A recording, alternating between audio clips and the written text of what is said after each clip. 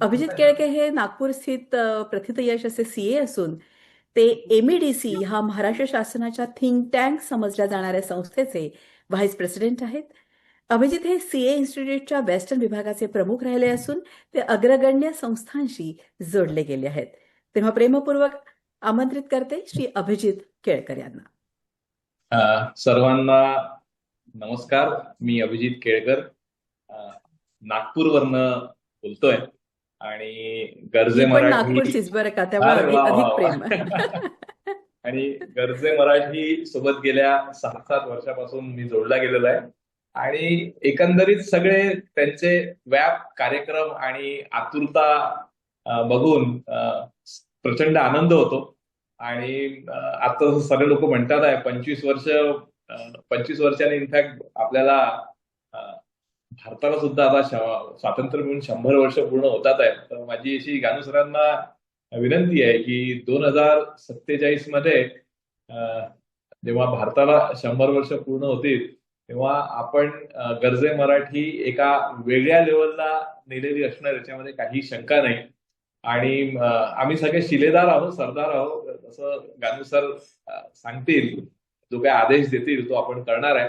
एक 2-4 गोष्टी इथे आता इतके लोक जमले आहे म्हणून मला बोलायचे वाटतात. एक तर माझा असा वैयक्तिक अनुभव आहे की कुठल्याही मनुष्याला म्हणजे व्यावसायिक असो किंवा प्रोफेशनल असो 24 तास आणि 2 हात हेच फक्त 2 लिमिटेशन आहे. याच्या व्यतिरिक्त तुम्हाला प्रगती करायला, काम करायला काहीही थांबवू शकत नाही. आणि गरजे मराठी सारखे जर असोसिएशन सोबत असतील आहे आणि इथे जर तरुणांना प्लॅटफॉर्म मिळत असेल आहे तर काहीच शंका नाही, भरपूर प्रगती होऊ शकते. आणि ज्याप्रमाणे आपला देश सध्या प्रगती करतोय, भारत देश प्रगती करतोय, जे काही आपण स्वप्न बघतोय विश्वगुरु होण्याचं किंवा जे काही आपण $10 ट्रिलियन व्हॉट एव्हर इकॉनॉमी आपल्याला बघायची आहे, मला असं वाटतं की जर इकॉनॉमी एवढी वाढणार म्हणजे तेवढा व्यवसाय वाढणार, तेवढे ट्रान्झॅक्शन्स वाढणार, तेवढे लोक लागणार, तेवढ्या संधी निर्माण होणार.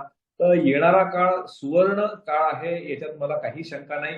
आणि गरजे मराठी सारखे ऑर्गनायझेशन आणि आमच्यासारखे तिथले शिलेदार, सरदार, भालदार, चौकदार जर सोबत असतील आहे तर सगळे मिळून हा जो संकल्प आहे आपण हा 100% पूर्ण करणार.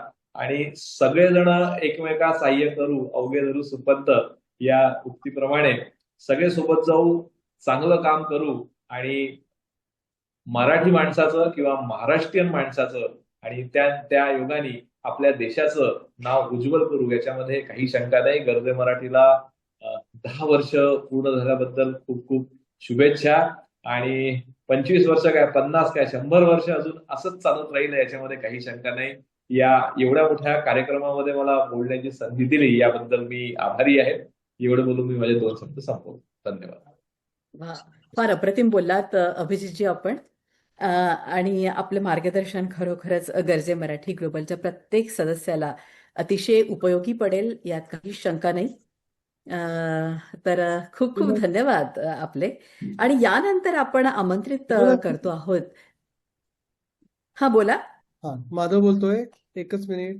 अभिजितजींबद्दल 2 शब्द अजून एक्स्ट्रा असे आहेत की ते आता म्हणाले की 25 वर्ष, 50 वर्ष नाही, 100 वर्ष देखील आपण हे चालवत ठेवणार आहोत. आणि एक्झॅक्टली त्याच दृष्टीने आपल्याला काय करता येईल किंवा आपल्याला फायनान्शियल सस्टेनन्स कसा आणता येईल त्या दृष्टीने आम्हाला अभिजितजी कायमच मार्गदर्शन करतायत.